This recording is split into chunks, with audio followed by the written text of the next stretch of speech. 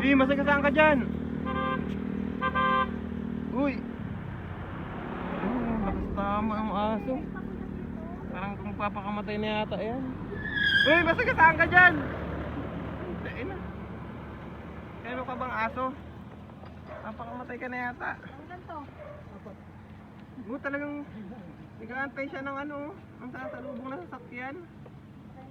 May amo din siguro yan. Oh? Uy, masigasaan ka dyan. Uy! Ay na.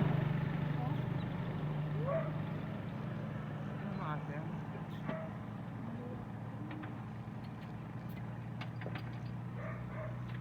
Alas 4 na. Alasin ko na. Uy, nasigasaan ka. Masagasaan ka, Chu! Natakot naman